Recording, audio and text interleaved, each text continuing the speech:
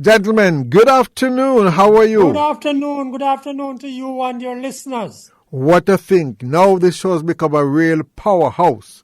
And I have to see guys like you, because as I told my listeners before, when you're there for a long time and you see enough season, sometimes the young people, them just come. You have a young bud, them think they can jump out and nest and fly, so that's how it go.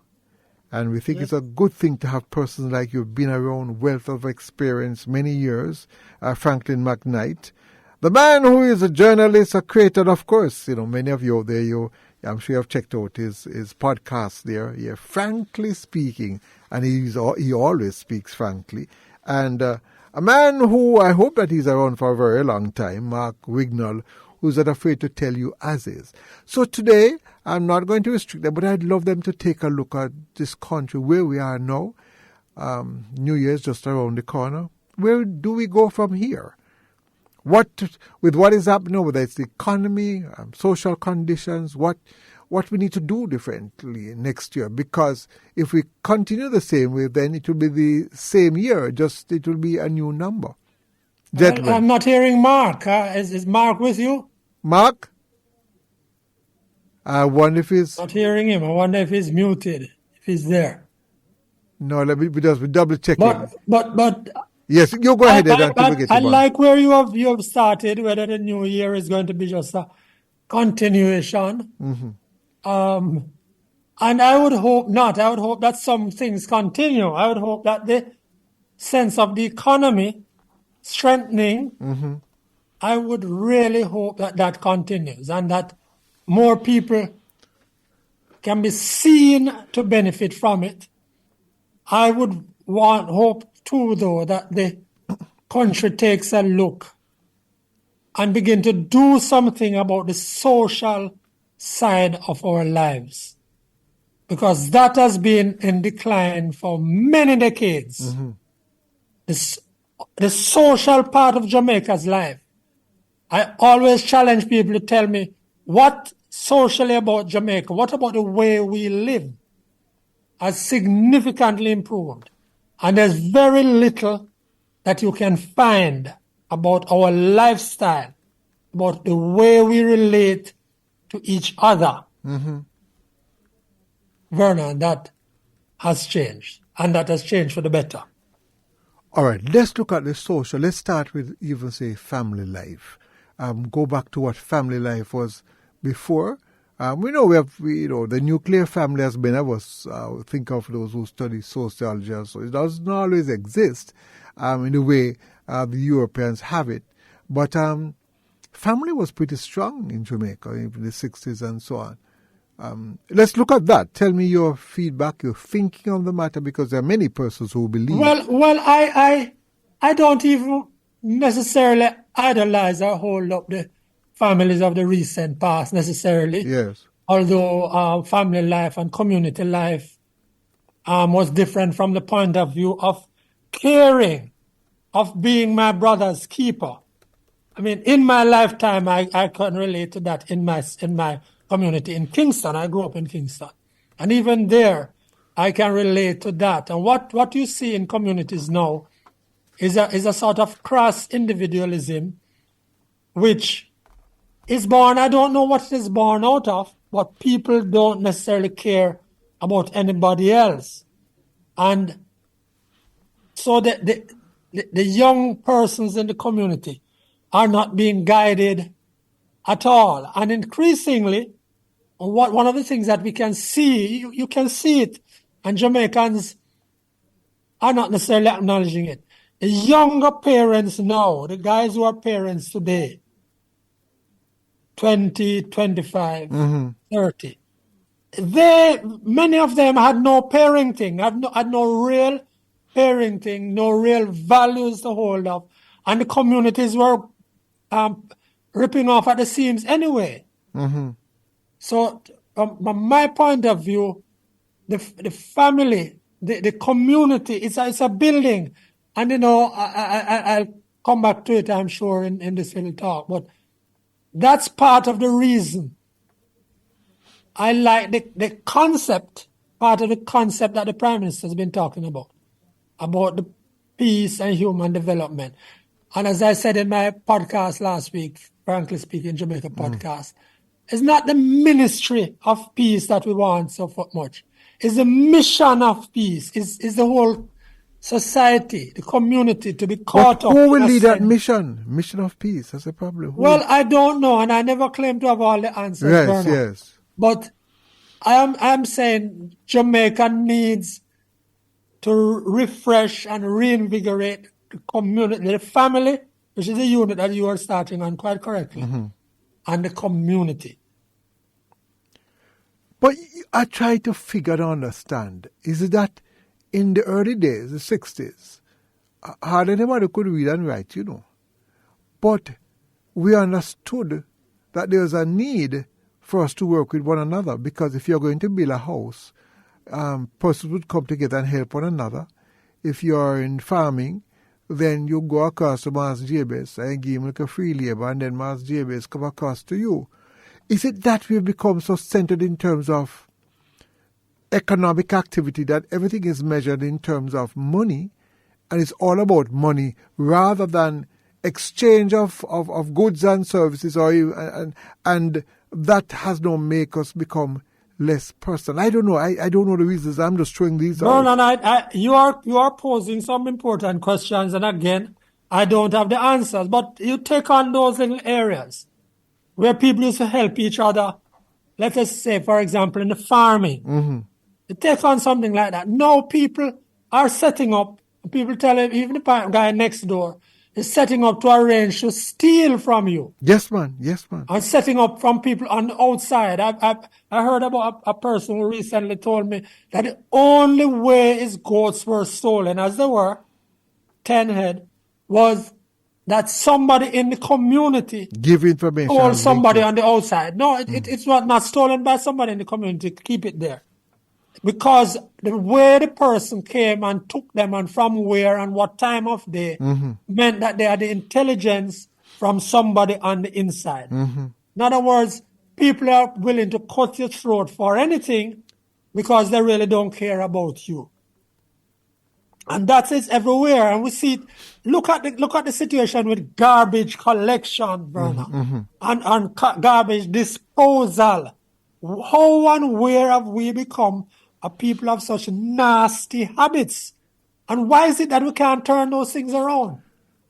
And by the way, there's a time when we used to... far back, Vernon. We don't have to go way back. No, you're absolutely right. But a whole heap of young people now don't... Coming from high school, when I went to high school, you couldn't eat on the street. But hold on. High school, Hello. Dropping things on the road. I'm glad to tell you my time the same thing. You could not eat on... You couldn't be walking and eating. You're crazy. But their parents, these parents of these guys, haven't got any guidance, and they can't guide these guys either.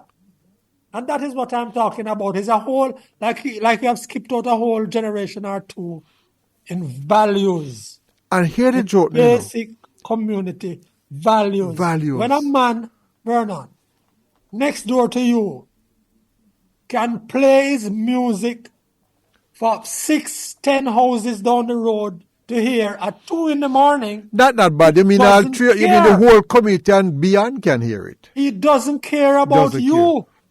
Doesn't and care. Our systems, there's one thing for him not to care, and he doesn't.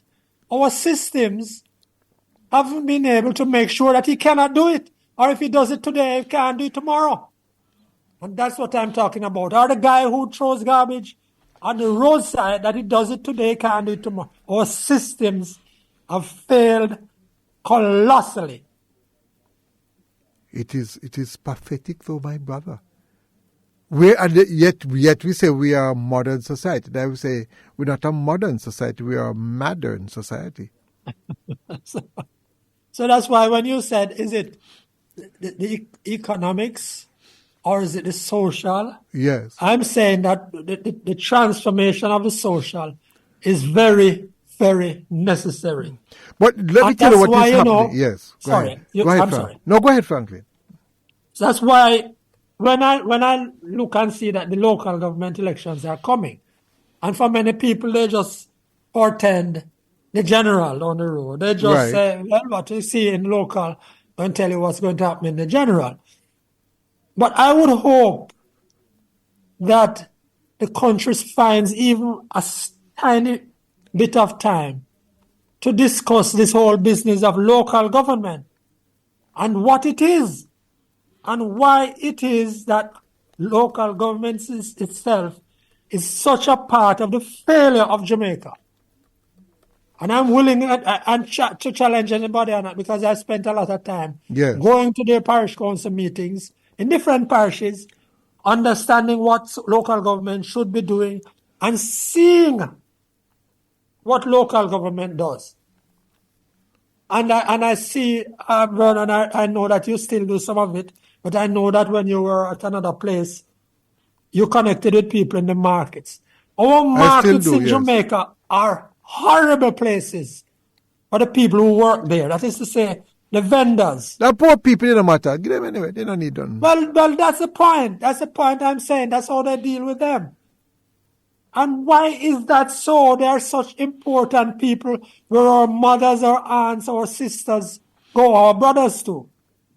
Why is it that we can't fix our markets? By the way, I must tell you, something that I'll forever be proud of. I don't have many things to be proud of. I don't make the billions like you, I wish. I thank you for your wish, sir. But I try to be able to like you, But I'm proud to know that I take some humble persons out of the market and put them on air. You want me to tell you something, frankly? I remember once when a study was done by the Ministry of Agriculture, and they said that the prices of agricultural items would fall. And Nadine and Gilly came on, and they said that the prices would actually increase. So we say, but what them know? Them study these things, but what that about? And guess what? They were absolutely correct. And I'm proud to know that I took this. Because they're on the ground. They're on the ground. And especially Nadine. Nadine has grown into such. I call her analyst. She just no longer give the prices. She's now an analyst. And they have done, and I'm proud of that. Why do we think somebody has to have 10 degrees and 10 subjects? Poor woman, but she has done very, very well. And she gives solid advice. I'm very proud of her. But so we treat Mark, I am seeing there. Eh? Hello. Is that Mark? Yes. I was confused a while ago. What happened to you?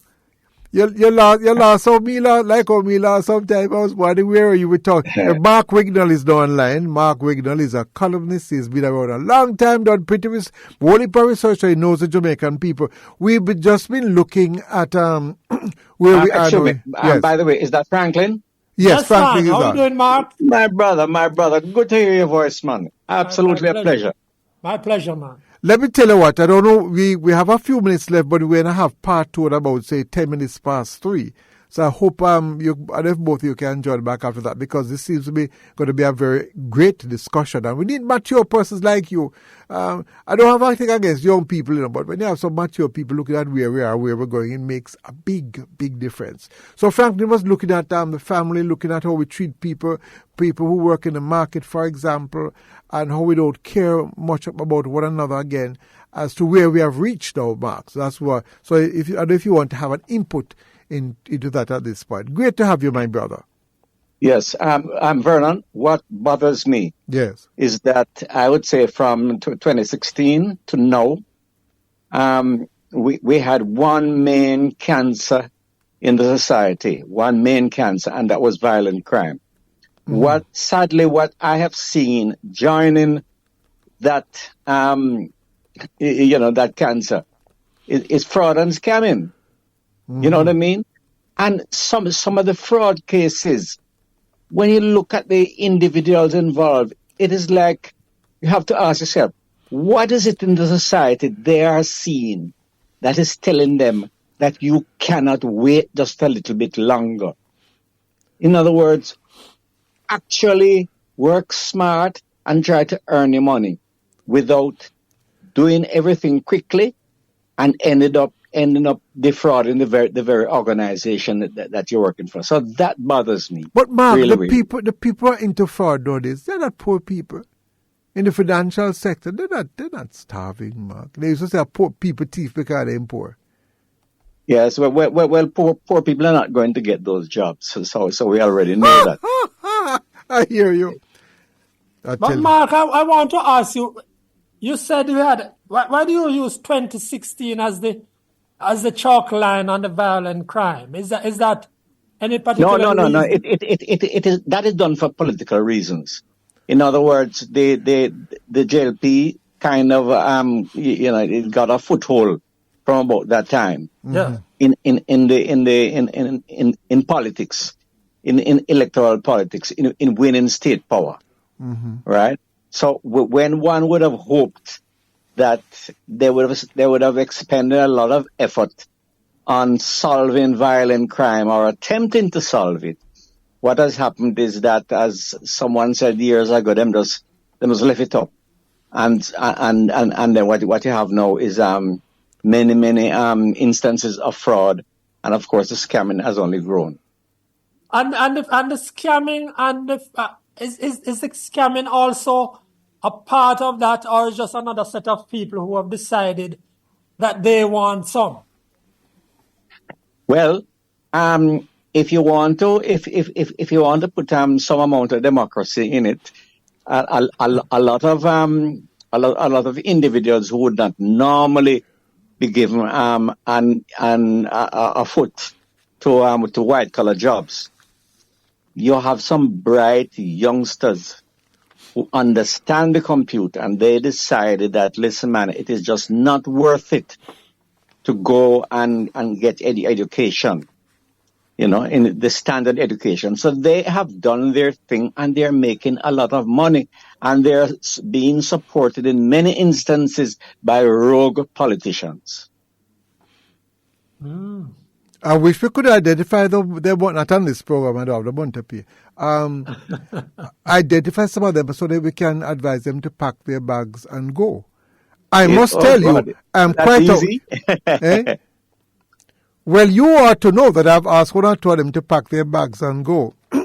But apparently they wait until their bag well full before they pack and go. They're waiting until But as you know, Mark, there's a lot of on the road and underground Vernon. And I wanted to find out from Mark. He's supposed to be one of my underground reporters. He's underground, I know that. Yes. I would love to ask Mark whether he believes that there are one or two things that should be done to deal with crime, Mark. Because, Mark, let me tell you, when people ask me what should be done, I have no answer now. Because it seems to me that all the regular things have been tried, and that there is something more fundamentally wrong with the society that has to change to deal with crime. Well, Franklin, your answer is the correct answer, sadly. That is the correct answer. When you mention about if there is anything else, what I would like those in the highest authority of investigation in this country is do something to determine that there is no so-called Mr. Big. In other words, somebody there who is turning on and off the violence. In other words, just get that out of the equation. And then you can say, all right, what we have left is gang activity and those who I call independents, who just act on per contract. But the thing is, there doesn't seem to be an answer that you can say, put into any workable structure and watch it for the next 5 years. I think everything has been tried and nothing has worked. That is troubling. Well, I will tell you, we have to go for a break now and come back. Guys, I beg of you, you're busy to join us because this conversation is becoming very interesting. But one thing I tell you, what is my belief, for me personally, as big as I am, anytime I have to walk on the grass, like my blood pressure go up. Because when I was at school, you don't dare walk on the grass.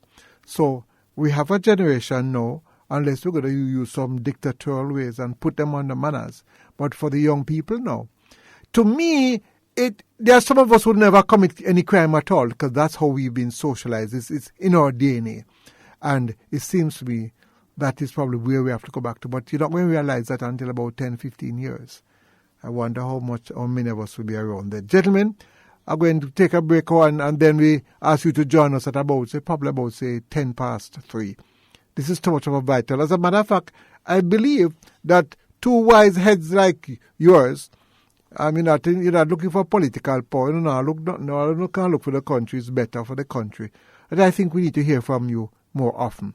And it's time that we have some mature folks like you who have been around. Mark, you have been in the 20s, you have been all over. Franklin, you have been in the classroom all over. And you have seen Jamaica move from where it was, the 60s, the 70s, coming right down to where it is now. And there's still hope, Let me tell you guys something. There are quite a large mass of people who believe in what is good and what is right. But what has happened to them? They have been sidelined. We just need to put them back center stage and let the others have to back off. And those leaders who don't stand for certain things, we need to get them to pack their bags and go. And we know them, we know them. All right, got to go for the break, play some music and then come back. Gentlemen, hope you can join us. Mark? Yes, I will. Yes. I will. And Mark is a well-known talk show host and also a columnist. And frankly, McKnight is a journalist, creator, and Frankly Speaking podcast.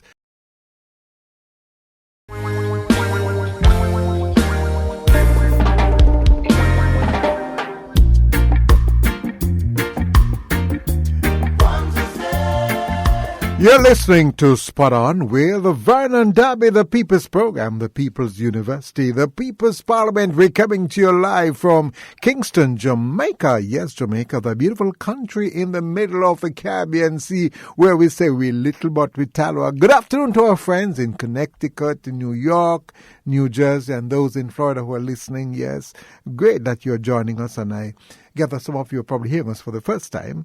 That's hearing us directly. So great to have you. And Jamaicans, please spread the word that you can listen to us in New York, Connecticut, New Jersey, and also Florida. It's great to have you. And of course, we have two gentlemen on the line, which I know quite a number of you are aware of him, even those in the diaspora. We're talking about Franklin McKnight, who's been around a long time, very experienced journalist and creator of and host of Frankly Speaking, a very informative podcast. Really, it challenges us to think as a nation. But the question you might ask, I wonder how many persons want to be challenged. I want to think at a high level, critical thinking, which is so necessary at this time. And then we have Mark Wignall, who's worked with the Carlstone team there.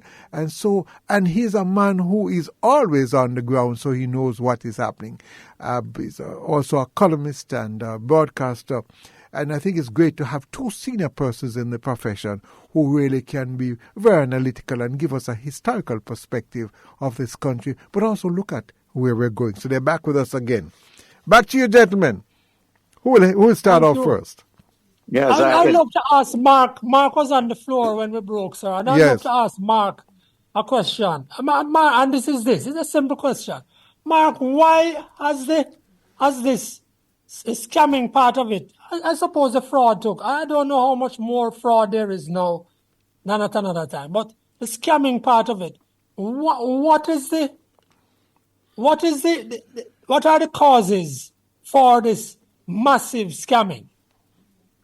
Well, let me tell you. In about year 2000, 2001, you had some dons on the North Coast. And those were taking care of a lot of these young men with guns. But those dons were strictly into drugs. And when the local authorities, along with the Americans, who apparently had been looking at them for many, many years. At the urging of the Americans. Definitely. Yeah. Once those men, I think it was about 3 or 4 of them, once they were removed, you had a lot of these youngsters with guns having nothing really to do with it, but it is their tools and they have to work it.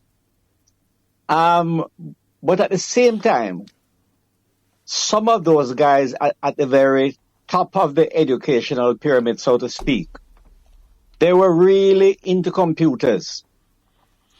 And along with a well-known guy who was linked to a particular political party, he led them into this vision, very unfortunately real vision of scamming. And that is how most of the genesis of scamming started. It actually started because a vacuum was created in a significant part of the drug market. Very interesting. Very interesting analysis, because I've heard theories of the origin, definitely the computer link and the guys at that level. Because when you're going to deal with problems, you often need to know the origin. Oh, definitely, definitely. You want to deal with it from the root. But now the thing has gone on, it has expanded, and in addition to our social side of life, which is where I had started, Mark, deteriorating, it gives a sense of loss of hope to some people, while these guys are running around making lots of money, as you have said. Yes. One of the things that I would love to see in this country, and it existed some time ago, I'd love to see the Prime Minister, our present Prime Minister, kind of put himself out there, put himself as a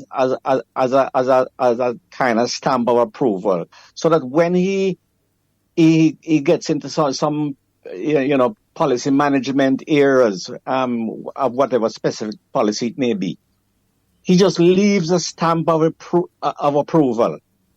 And I'm not getting that he's doing that. I'm not getting that he cares to do it.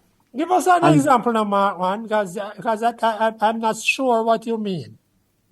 In other words, in the 1970s, Michael Manley put himself out there, and he knew that there were serious structural impediments, social.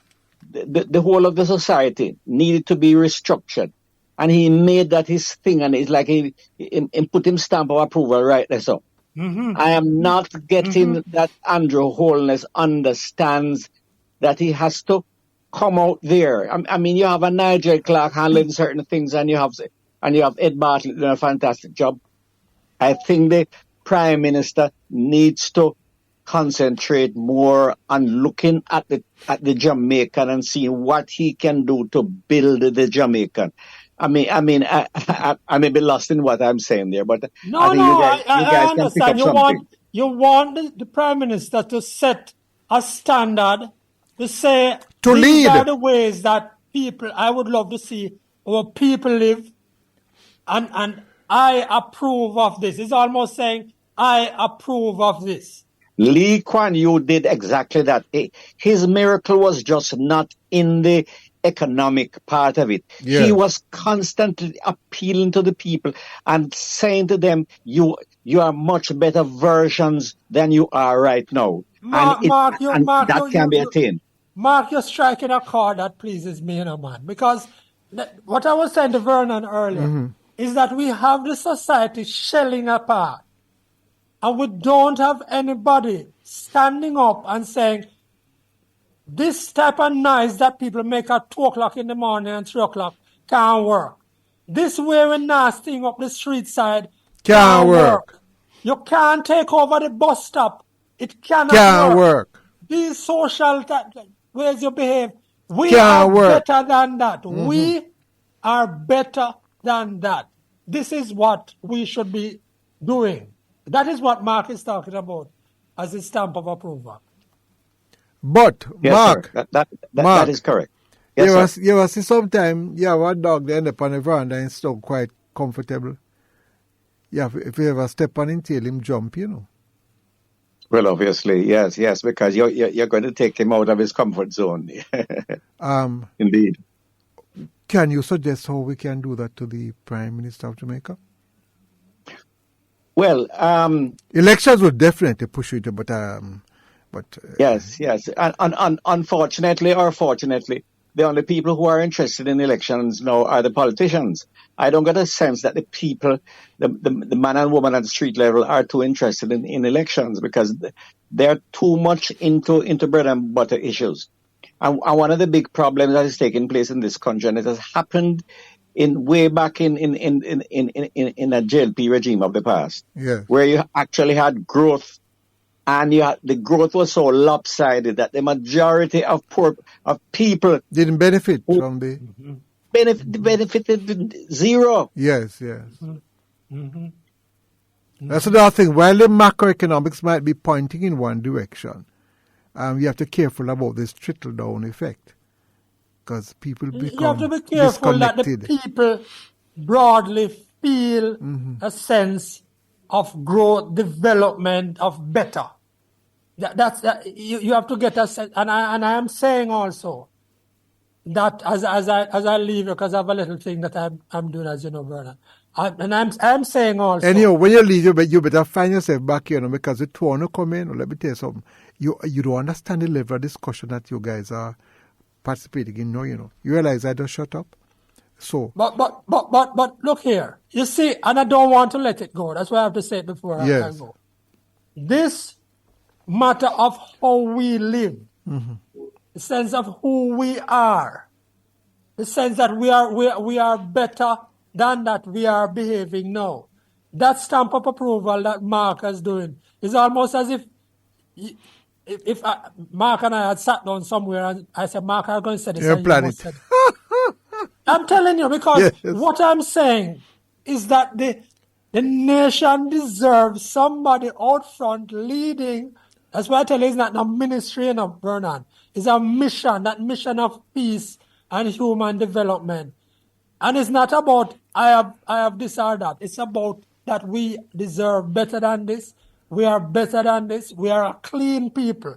We never always used to be dirty. The streets never always used to be dirty. We used to use hose and wash down bits of paper, lying on the ground. And Franklin and Vernon used to be clean. Our markets, they were there, but people used to work in there as they do now. You don't have to have trash pile up in there. Somebody has got to do that. And if you're talking about local government, that's what we should be talking about, not just the elections. Mm-hmm. And Franklin, just to look at those high ideals a while ago, it is no mistake, it is no error, it is no accident that this country produced Bob Marley. It is no accident that we produce Usain Bolt and Shelley and Fraser and all of those other stalwarts. Mm-hmm. These individuals had a rare talent, of course, and they worked hard at it, and they worked to the highest order that they could beat the world. They believe they could beat the world. They believe they could be better. Yes. Absolutely. That spirit is inside every one of us. But hold on, Mark. Somebody to bring it out. Which music school did he get his degree from, Master? Same with Rita Marley and the rest of them. The school in Trenchtown. I tell you, you could want a better one than that. That's a quick one. Sincere in the belief that they could do it. They could be better. That they could do it and they could be better. Can you imagine Bob Marley music is being sung now in the cathedral there in London? What a thing. Gentlemen, listen. Vernon, I thank you, sir. Thank you. No, listen. The nation going to thank you because we need to have it again. This kind of mature thinking, and let me tell you something. You have some young people nowadays, I show them go to university, they do that depth. Somebody wrote that thing for me recently about critical thinking that is missing. This is what I heard from you guys today. You don't hear it on radio often again. And the media is failing us. What I got from you is critical thinking. Gentlemen, please make the time, afford the time. The nation needs it. You're not the Prime Minister, you're not the leader of the opposition, but you're leaders in your own right. We will talk again. Sure. Thank you very much, Franklin McKnight, the man who's Frankly Speaking podcast. Check it out. Yes, sir. Go on YouTube and get it. Mark, I read you every Sunday, but keep going, Mark. Keep going. But Mark, you sound like you talk better than you're right now, so you're going to have to keep on talking too. All right, take care. Thank you very much. Mark Wignall and Franklin McKnight, two seasoned journalists in this country. You are listening to Spot On with Vernon Darby, the People's Program. We're coming to you live from Kingston, Jamaica, the little island in the Caribbean Sea where we say we little but we tell our.